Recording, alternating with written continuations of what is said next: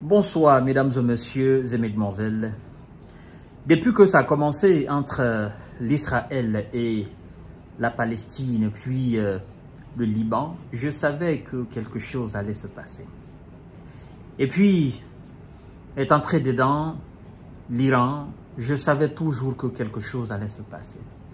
Mais vous savez, depuis fort longtemps, je vous ai dit que l'État israélien, en réalité, n'existe pas dans la tête des Iraniens.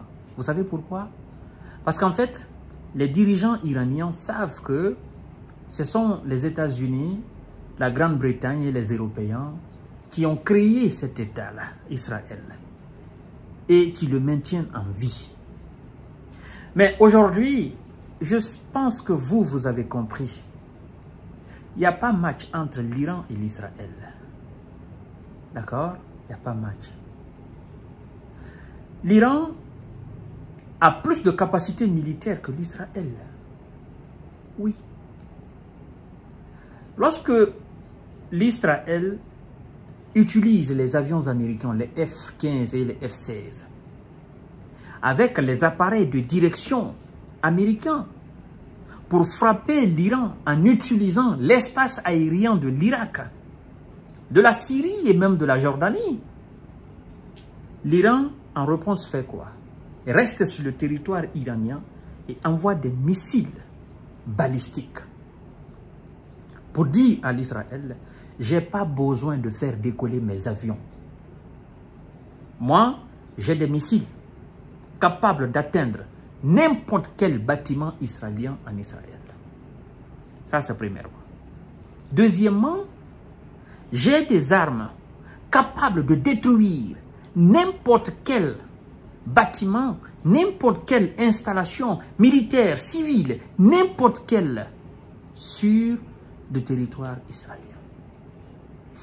Et laissez-moi vous dire, le porte-parole de l'armée israélienne, de l'armée iranienne, vient de dire que depuis le début de leur riposte jusque-là, toutes les frappes étaient des frappes préventives.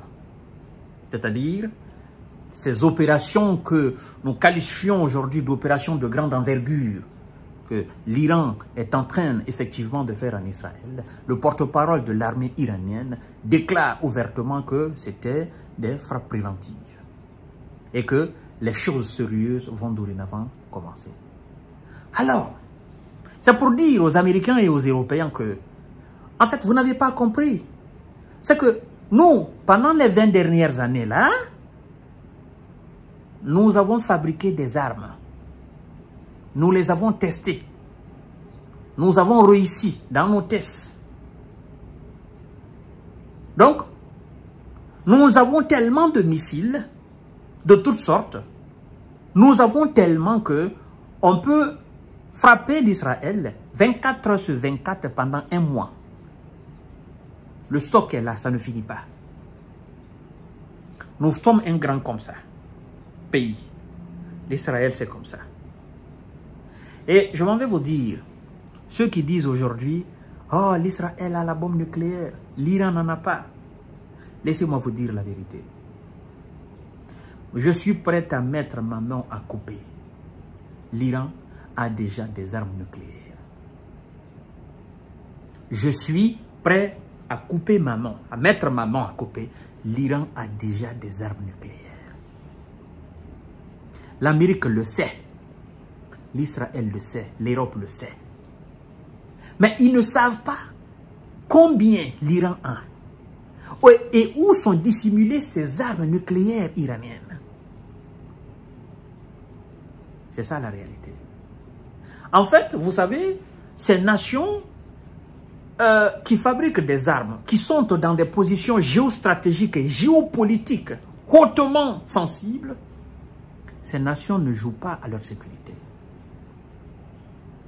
Regardez un peu l'histoire des États-Unis avec le Japon. Lorsque les Américains ont essayé avec les armes conventionnelles, ils n'ont pas pu. Que le Japon, pendant la Seconde Guerre mondiale, le Japon effectivement touchait les États-Unis d'Amérique. L'Amérique a fait quoi? l'Amérique a fabriqué quelque chose. Et l'Amérique a gardé la chose et a dit aux Japonais, arrêtez. Ils n'ont pas compris. Après, qu'est-ce que l'Amérique a fait? L'Amérique a largué cette bombe-là. L'Iran a aujourd'hui des armes nucléaires. Donc, les États-Unis savent aujourd'hui qu'ils ne peuvent pas utiliser les armes nucléaires contre l'Iran. Le risque est très élevé. L'Israël sait qu'avec ses 90 têtes ogives nucléaires, qu'il ne peut pas les utiliser. Vous savez pourquoi? En fait, ces armes nucléaires, ce sont des armes nucléaires américaines. Ce ne sont pas des armes nucléaires qui appartiennent à l'Israël. L'Israël étant d'ailleurs un pays qui appartient aux États-Unis d'Amérique, l'Israël n'a aucune capacité, n'a aucune politique indépendante militaire pour utiliser les armes nucléaires sans le feu vert américain. Et donc, l'Israël ne peut pas utiliser les armes nucléaires contre l'Iran. Et il faut que les États-Unis d'Amérique acceptent. Parce que ce sont les appareils de direction, encore une fois, américaines, qui seront utilisés naturellement s'il y a utilisation d'armes nucléaires contre l'Iran. Mais, en fait, vous savez, dans l'utilisation des armes nucléaires, il y a quelque chose qu'on dit. On dit qu'il y a toujours la deuxième chance, c'est-à-dire, c'est lui qui frappe, il doit toujours recevoir la réponse. Parce que lorsque tu frappes, tu dois t'attendre que l'autre va te frapper. Oui. Il faut avoir la capacité soit de frapper en premier et de déstabiliser ou d'anéantir à 80%, voire même 100% les capacités nucléaires de ton ennemi ou de ton adversaire. Mais si tu frappes ton adversaire et tu n'as pas réussi à neutraliser ses capacités nucléaires à 100%, les pays aussi qui ont des armes nucléaires, c'est dissimulé un peu partout. Donc ils peuvent tirer n'importe où. C'est pourquoi aujourd'hui, vous voyez par exemple des appareils de tir diversifiés. Il y a des sous-marins nucléaires. D'accord? Les Américains soupçonnent même les Russes d'avoir des satellites, n'est-ce pas, nucléaires. Ouais. Donc, c'est pourquoi aujourd'hui, les appareils de tir sont diversifiés. Donc, n'importe où, n'importe quand, on peut tirer des armes nucléaires. Donc, les Américains ont cette peur-là. Ils savent que l'Iran a l'arme nucléaire. Mais où? Combien de têtes l'Iran a? Et donc, aujourd'hui, nous avons la preuve évidente que sans les États-Unis d'Amérique, sans la France, sans l'Allemagne, la Grande-Bretagne, sans le bloc occidental, c'est-à-dire le bloc otanien, l'Iran ne peut pas faire face à l'Israël. Non, l'Israël ne peut pas faire face à l'Iran. Sans le soutien de l'OTAN, l'Israël ne peut pas faire face à l'Iran. C'est ça la réalité. Et quand bien même, les capacités d'interception de l'OTAN, n'est-ce pas, sont activées pour intercepter les missiles iraniens, ces missiles arrivent toujours à franchir et à toucher le sol israélien. Donc ça veut dire que l'Israël n'est pas protégé. En fait, je vous explique. Vous savez, on dit, oh non, dôme de fer, c'est pour contre les obus. En réalité, c'est pas ça. Ou contre les simples roquettes, c'est pas ça. En fait, c'est qu'ils ont honte. C'est qu'ils ont peur de dire, voilà, moi je qualifie ça de honte. En fait, c'est que eux, leur capacité d'interception qu'ils ont conçue, les Américains, les Européens, les Britanniques, machin, tout ça, ils voient qu'aujourd'hui, l'Iran a des armes, l'adversaire de l'Israël a des armes capables de franchir ces capacités d'interception de missiles et d'aller toucher des cibles sur le sol israélien. C'est une honte pour eux. Une honte. On dit non, ils ont intercepté des drones. Mais qui a dit qu'ils ont intercepté des missiles? On ne peut pas. On tire un missile de l'Iran, mais juste 5 à 6 minutes pour atteindre sa cible. Vous imaginez? 1500 km. Et il faut juste 5 à 6 minutes pour parcourir les 1500 km. En fait, avant même que le dôme de fer ne soit activé, le missile a déjà atteint sa cible. C'est ça la réalité aujourd'hui. C'est une erreur monumentale. Et donc ils disent, bon, il faut négocier. Il faut négocier? Non. L'Iran dit, on va aller jusqu'au bout.